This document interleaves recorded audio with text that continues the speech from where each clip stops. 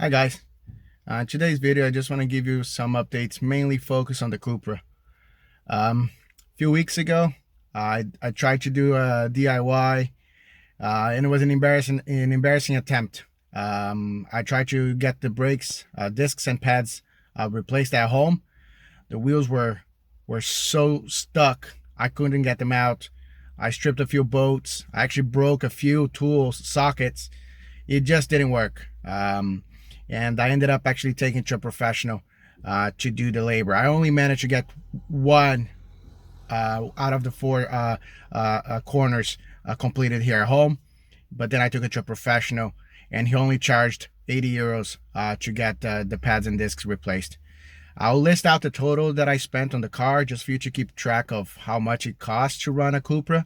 But it was around 380, and I got pads and discs all around. The pads were Ferodo, and the discs were Mintax. Nothing crazy. Again, this car is mainly driven by my wife. I actually haven't taken it to the track, so there's no real logic in getting top-notch brands here for a car that will be just driven on the motorway. If I do start taking this to the track, that would be a different story, but that's not the case. So another update. About a week ago, we were hit by a bus. Good thing is the car and everyone is okay. The car only had a little damage to the side mirror, which is shocking. We were sitting in the middle lane, and the bus was on the right lane. As soon as the light went green for the bus to turn right, they maneuvered a little bit towards the left to make the turn, and with that maneuver, they hit the side mirror. I just started hearing things cracking and everything. I was really surprised, but at the end of the day, I honked and the bus driver stopped. I've been in touch with the bus driver, very friendly lady. She was a little nervous when she saw what happened, and that I had my family in the car. We've been in touch. We're sorting things out. It's only the side mirror. I'm actually going to try to fix it myself, but I want to show you what actually took place. So this is the new mirror. This piece is the cover that I need to get painted, and I already ordered the paint as well. It's actually naturally recommended on the website that I bought it from, and then gotta replace it there. But yeah, it shouldn't take too long. I'll try to give it a go now, and we'll see how it goes. Before I get started, this is the one that I bought, and making it very clear, I am not a professional. I'm just trying to do my best at home. If it does not work, I would take it to a professional if absolutely necessary. Okay, but I'm just doing some basic prep. Wipe this clean, and let's see if the paint's gonna stick the way it's supposed to. Yeah, so I have this old card box that I've ordered a car part a few weeks ago, and I'll be using this to paint.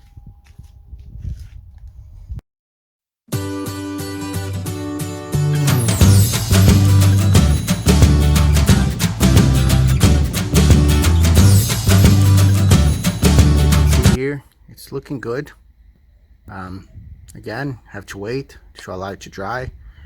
I'm going to put it in a covered area to avoid things from falling on top of it, and we'll see how it goes, if it looks okay or not.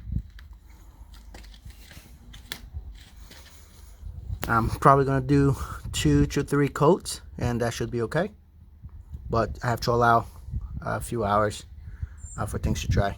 So I noticed a little bit of excess paint here. It's black, so it doesn't really show much, but I came up with an idea on how to protect this from dust and dirt for before until it dries.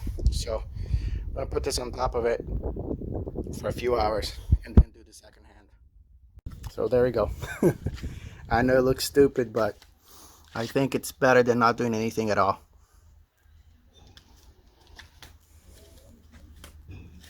Obviously, if you have a better area, a covered garage, you won't need this. Alright guys, I've done 4 coats. As you can imagine, I've had to wait. That's why I'm recording this in the middle of at night. so that tomorrow hopefully I can show you better quality videos. But yeah, 4 coats, they should look really good. Hopefully it's gonna be okay. If not, tomorrow I have some more work to do.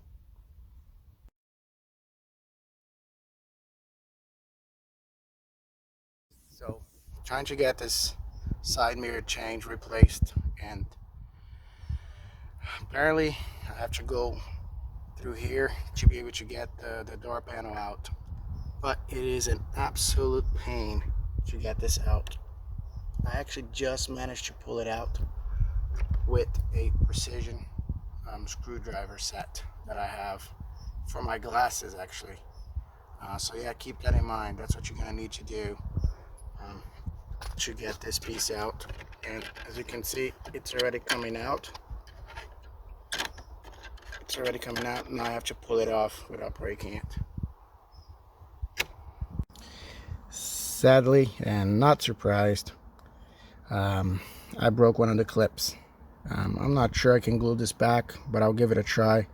I'm trying to focus on getting the side mirror replaced. This is just a little detail. I'm pretty sure I can get it online for a cheap price, but yeah, I'll keep going, and this is what I need to focus on now.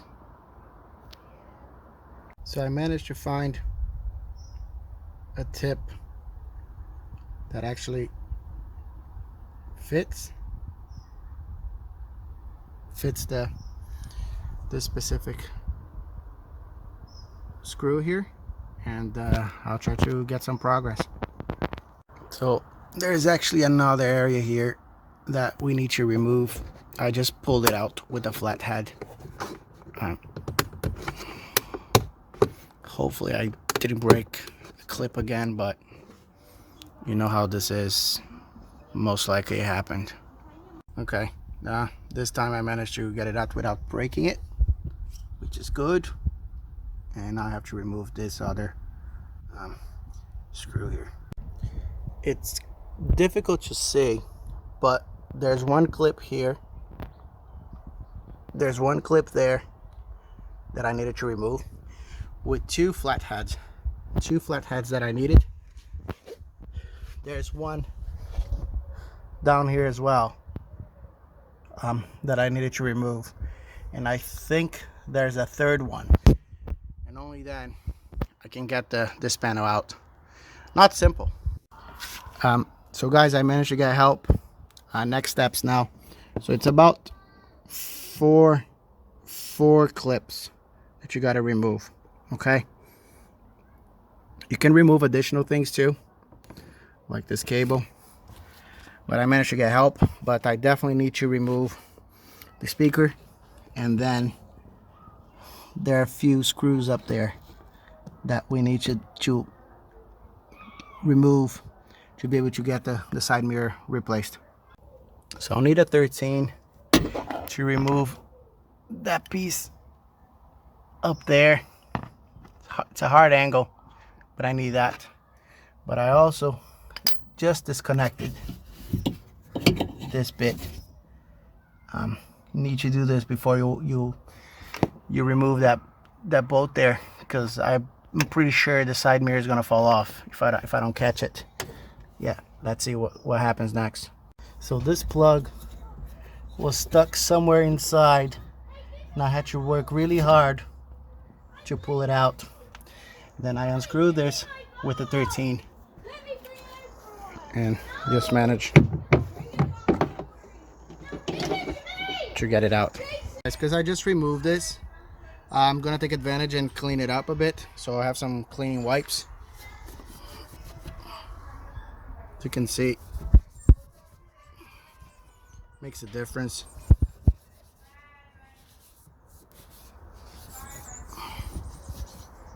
So that already looks better.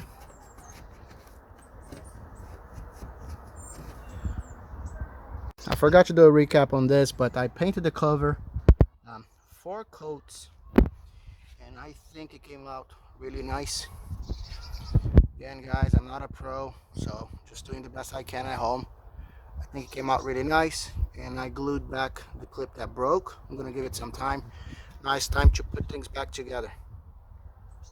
I'm a bit paranoid about this, so it took a little while for me to clip it back on.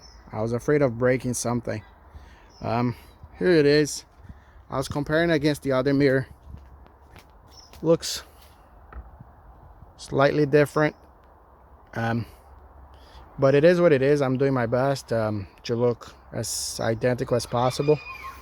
I may need to do a clear coat, but main objective here is getting this back on so I don't drive with a broken side mirror. So while tightening this, I came across an issue. There was a major gap here, and I needed help to push this down while I was tightening it. And the bolt inside is a little stripped now, so I have this tool, this set, that actually will be able to help me make sure that it's nice and tight. So I'm going to use that to finish off and start going putting everything back together. There's no secret here. Now I'm just putting things back together. Put this cover already. I just clipped back this piece. As I told you, it's really awkward to see, but there's a clip there. Just clip that back on. I'm gonna put the speakers on and then put the door panel back, the screws, and so on. So I finished it moments ago, as I showed you, just putting everything back on. I checked the lights work. It seems to work just fine. I'm pretty happy with this. I had a major DIY failure last time, and this time everything worked out as expected. It took me about 90 minutes to do this all by myself.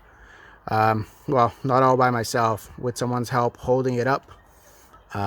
So yeah, probably take the same amount of time for most people, but yeah, I'm happy with the outcome.